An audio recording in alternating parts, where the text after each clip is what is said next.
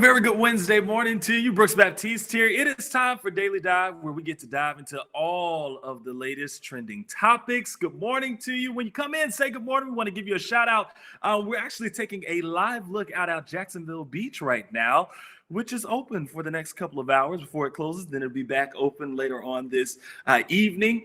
But speaking of opening, lots of folks talking about Georgia reopening some businesses. And is it time for Florida to do the same?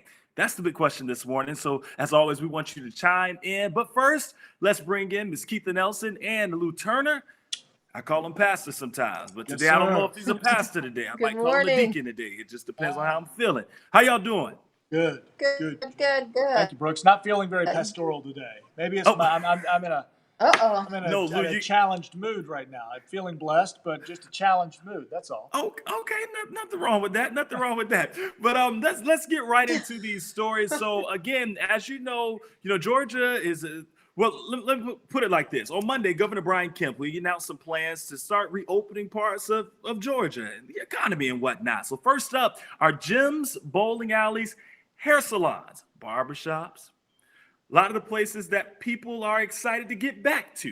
I don't know about the bowling alley, but I know definitely the hair salons and the barbershops, and a lot of people are talking about that. So reopening some of those different things, but is it time for Florida to do the same? So you can let us know using the love reaction if you think that's a yes, or the angry reaction if you think that's a no. You see it right there. So let's bring Keitha and Lou back in, and let's dive into this. We're now day 41 of the quarantine, and is it time to reopen?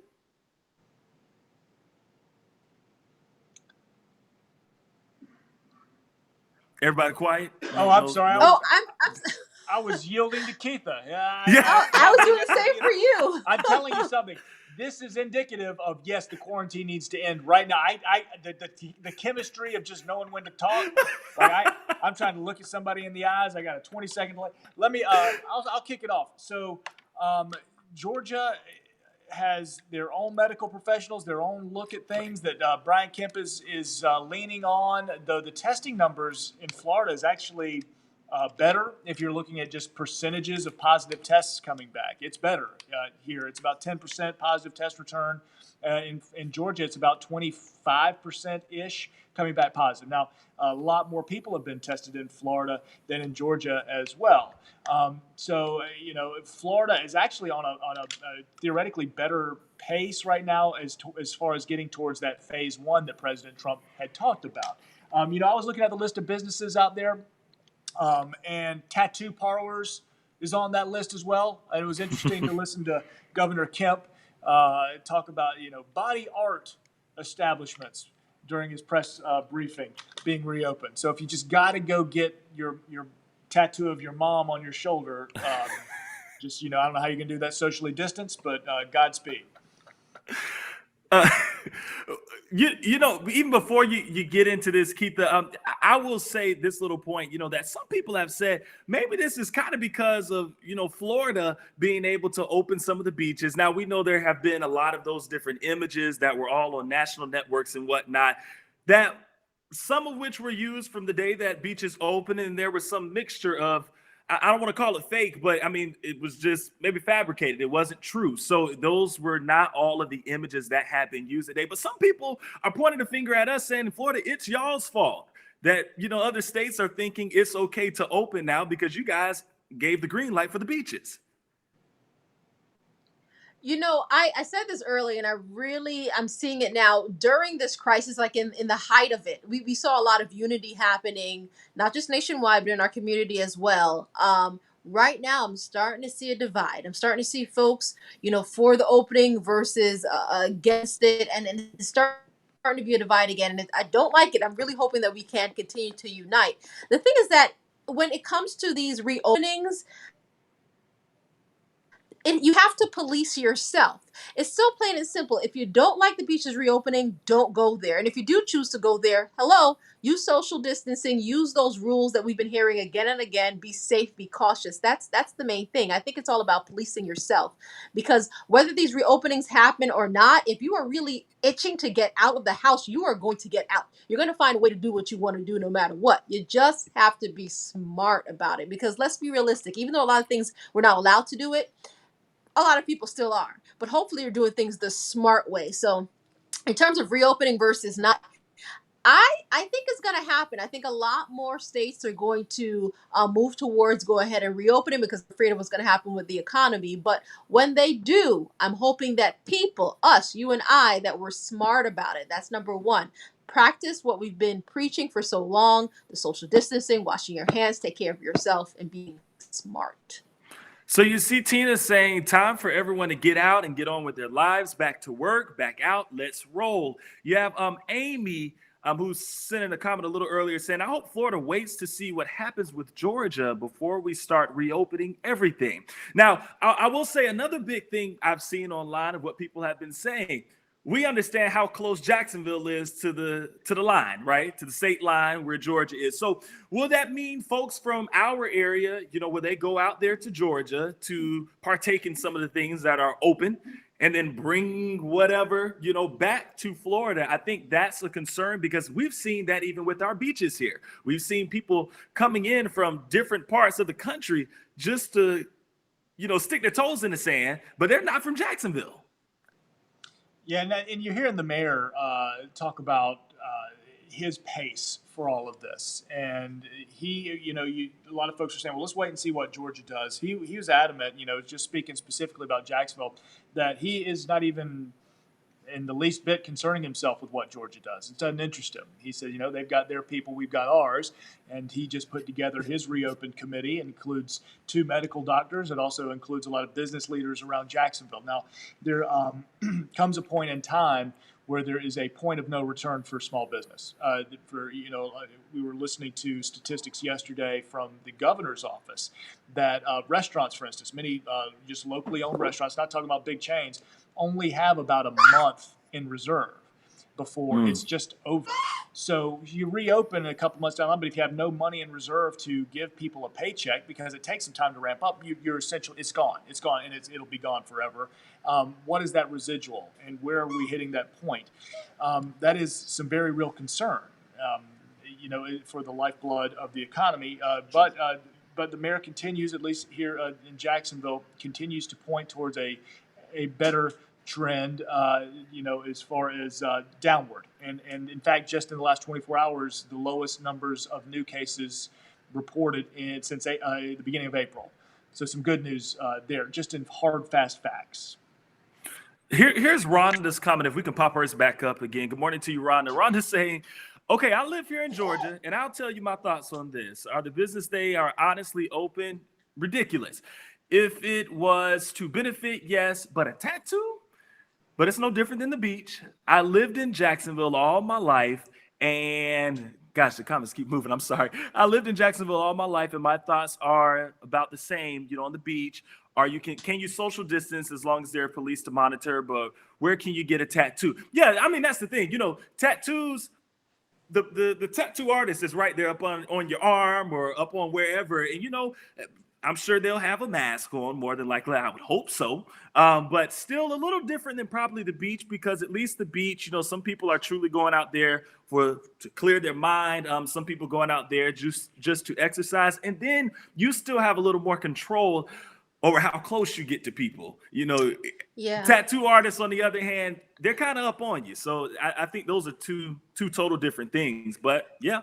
But what George is doing is clearly not just about folks' mental health, them getting out. It's also about their economy, right? They want to get things back up and running. And tattoo artists, they work too. They need money too. They have bills to pay, so that's why they have that open. And I saw hair salons are opening as well. And I'm seeing a lot of comical posts on social media from hairstylists that I know, saying that they're excited about reopening, hoping that the same thing happens right here in Jacksonville, because they have been so concerned about getting bills paid like so many others. And in terms of the mayor saying that he is not really concerning himself with Georgia, it's always good to be aware, right, of what others are doing, which I'm sure he is, but focusing on your particular task at hand. I always say it to folks: stay in your own lane. We have different experts here. We have different issues perhaps to focus on. So it's good that he's thinking about us here. At least I hope so, but also good to be aware of what others are doing around you as well. And then we'll start to see what happens with other states as they slowly Right. reopen. You know, who's next? Who's gonna open up their economy next? Yeah, you definitely have a couple of other states in the country, who are working to do the same thing. Lots of people talking about North Carolina. I've seen some stuff even for Texas, of how soon they want to start kind of getting a move on this. So I'm curious to see, what's going to happen. I think, people are just going to have to be very, very smart. People are still going to have to make sure they're practicing the social distancing. People are still going to make sure they're doing their part, which is washing their hands. And people are still going to have to think about making the choice of what's really important right now.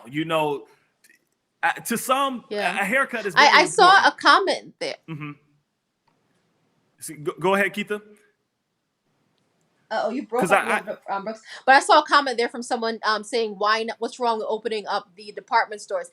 And we all have our own ways to relieve our stress and our anxiety. For me, I like to shop. I've been doing it online a lot, but I also like to go in person and shop. A lot of folks are excited about the beach. I'll be excited about the department stores, but I don't think I'm quite ready yet to stores, because let's be realistic.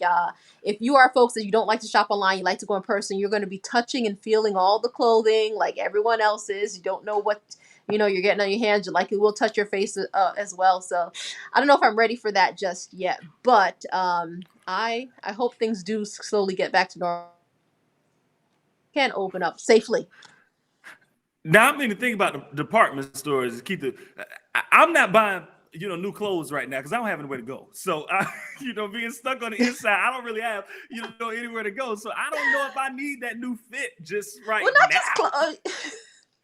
But I mean, decor for your home. Some folks just like to yeah, shop. that's true. That's true. There's nothing wrong with that. So you guys again keep on commenting on this story. But we've also got to talk about something that's sparking a lot of conversation: sports and sports resuming without fans. So there's a new poll that came out saying 72% of fans say they won't feel safe at a sporting event until a vaccine becomes available for the coronavirus. We want you guys to weigh in about this. Do you think that is how are you feeling as well? Now, again, more than 70% say the NFL shouldn't start in the fall. And then one sports business expert even says fan-related revenue could possibly take a $3 billion hit across major leagues.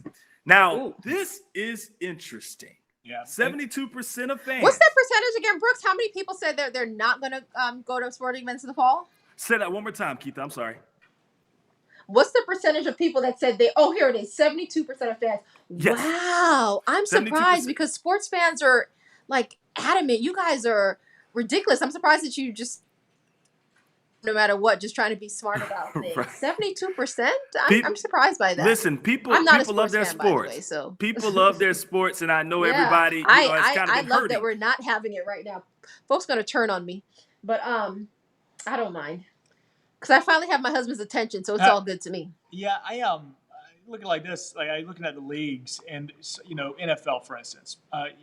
It's going to survive just fine. TV contracts are going to keep it afloat, but there are other. I mean, smaller leagues. I know the fans of the NHL are super passionate, but I mean, there are teams around the NHL. If you're not putting butts in the seats, that may fold altogether. So I mean, just the local business side of things, but I'm talking big business, big teams that we've grown to know and love, at least the sports fans, that could really be hurting. So the adapting of it all, putting things on TV exclusively, I think it'll be good to watch. I mean, we'll still sit around, we'll watch the Jags, over just on TV if that's what's necessary, and they'll still have those TV contracts to keep them afloat. But speaking of sports, like we can still think about things. Thursday, the NFL draft is being done, and talk about adapting. It's all going to be done online. So there, you typically watch the NFL draft. You're in a big auditorium. You call guys up. They're shaking hands with the commissioner. None of that's happening. It's all going to be picked online. In fact, today on GMJ, we had video of the Jaguars GM Dave Caldwell's war room. It's his own home theater. He's just going to be sitting there making picks. It's an amazing thing, and it'll still be really good TV, which shameless plug is right here on ABC 25 tomorrow. We've got a special at 7 o'clock and kind of leading up to the draft, and then at 8 o'clock. It's wild to kind of talk about the fact that there will be new Jaguar players in a time like this. It hadn't really hit me yet, but it snuck up on us, and it's draft time. Mm-hmm. Yeah, hold on. I'm looking at Rhonda. She's saying football is not social distancing, especially the players all in one another's face and certainly not 6 feet apart. Yeah, definitely taking a risk. There with you the go. players, but Very true. I'm thinking about the fans too, because keep in mind, what do when you're out there at the game? You're yelling, you're screaming, spitting everywhere. Of course, not intentionally, but you just are naturally. And that's what the CDC said. That one of the kind of ideas that Dr. Fauci had was with the CDC was if these guys are going to play these games, and this was just an idea, was there's just going to be one main venue, one or two on either side of the country. These players are going to be isolated themselves. So you're talking about quarantined in hotels as they play these games, and even doing testing and taking temperatures before games. That doesn't prevent everything. And talking about tackle football or playing basketball when you're bodying somebody up, that's a unique challenge. I guess we will have to wait and see. But if you happen to be a sports fan, again, just weigh in and let us know. Are you thinking, hey, it's about that time? Now, before we get out of here, because we're just about out of time, we've got to give a quick shout out. Let's go to Clay County. Sometimes we don't always hear about Clay County, so we want to go to Clay County, where there's a special way a principal is really showing love to his senior class. We know this has been a pretty tough time for high school seniors right now, because many of them are just saying, why me? This is the last school year. I'm excited about prom, about graduation and everything, with the coronavirus just kind of yanked it from them. But this is Principal Pittman of Fleming Island High School, again, out in Clay County. He and some of the teachers, they went out to hand deliver yard signs to the class of 2020. Now, if you're wondering, okay, well, how many signs did he have to hand out? 525 signs. So 525 stops that he made to ensure everybody within the senior class received some love that they deserve. And I think this is just incredible. I had one parent that I spoke to, and she was saying, she and her kid, they just absolutely loved it. And Principal Pittman does so much for that senior class over there, again, at Fleming Island High School. So we just want to give him a quick shout out this morning, because that's just absolutely incredible. Not many principals that get out there and do that. It's a good thing that gas is so cheap right now. Yeah. Right, you're right. To make all those stops, right? That's another great point. Load up the pickup truck and take a trip all around. Good for them. Beautiful school. Love Fleming Island High School. Cool stuff. And, a lot of schools around there are just doing whatever they can. These kids work, 12 years. Here we are. And then kind of no exclamation point at the end of this whole thing. Wait a minute. But what? I miss you there, Keith. Gotta love it.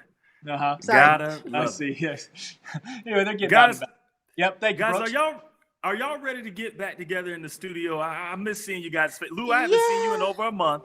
Keith, I haven't seen you in over a month, and this is just crazy. It is. I can't wait to get back with you guys. I really can't wait to see what Mike Prangley does. He's gonna go nuts, like hugging everyone, and because we're not really huggers. I mean, we like to crack jokes with each other, but that man, he is. I need a hazmat suit. I'm not playing with these masks and gloves. I need a full blown hazmat suit, man. When Prangley gets here, it's gonna be rough. Just too much, I tell you. Too much, I tell you. Yeah. So hopefully we'll all be able to get together someday soon. But for now, we thank you guys so much for joining us. Just before we go, we've got to show you the results. Should Florida do the same as Georgia? 127 of you voted yes. 267 of you voted no.